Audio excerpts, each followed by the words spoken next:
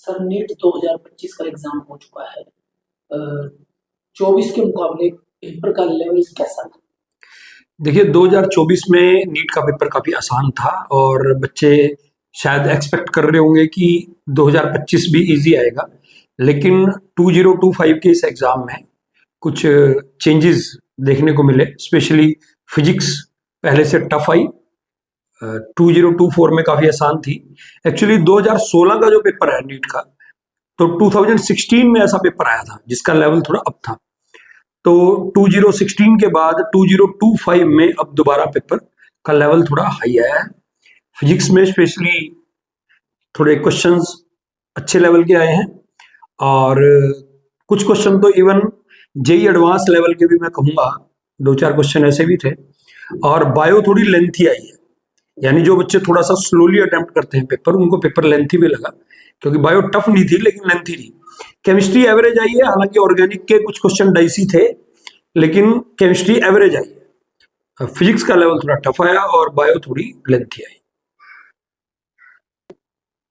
जो बच्चे भविष्य में नीट का एग्जाम देना चाहते हैं, तैयारियों में जुटे हैं, जिनका सपना है मेडिकल में जाने, उनके लिए क्या सलाह देंगे आप? देखिए मैं कहूँगा कि क्वेश्चंस को एक तो न्यूमेरिकल्स को लिख लिख के सॉल्व करें और नंबर ऑफ क्वेश्चंस की बजाय टाइप ऑफ क्वेश्चंस को अटेम्प्ट करें कि हर टाइप के क्वेश्चन के आप गो थ्रू हों। फॉर्मूलाज को यूज करना, फॉर्मूलाज को मोल्ड करना, फॉर्मूलाज की मिक्सिंग बच्चे को आनी चाहिए और थोरो पढ़ें किसी भी टॉपिक को।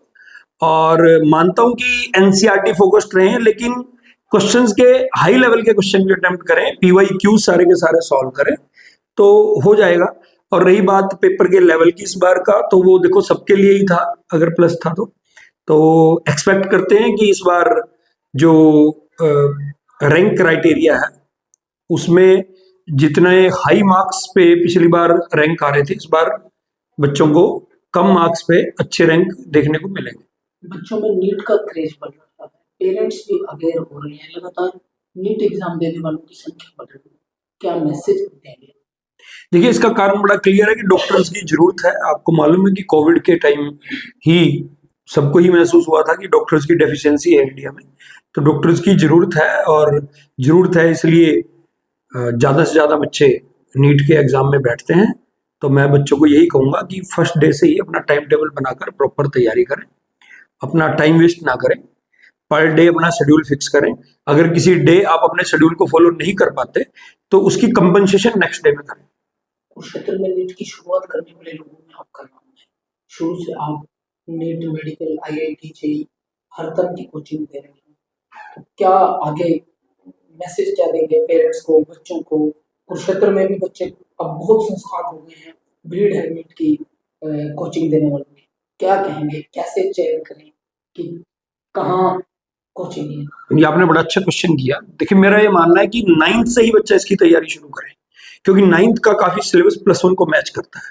तो मैं 9th से ही बच्चे को कहूंगा कि अपनी जेई फाउंडेशन, नीट फाउंडेशन की शुरुआत कर ले, अपने लॉजिक्स बड़े क्लियर करे, अपने कंसेप्ट बड़े क्लियर करे और 9th से ही वो उस मोड में आ जाए कि उसने जेई या नीट देना है। वो +1 में जाके ये ना सोचे, 9th से ही अपनी तैयारी शुरू कर दे, लाइन टू लाइन एनसीईआरटी को पढ़े, कंसेप्ट को अच्छे से क्लियर करे और concept based numericals, concept based questions अच्छे से सॉल्व करे और 9th से ही एक सीरियस एस्पायरेंट की तरह वो नीट जेई की प्रिपरेशन करे।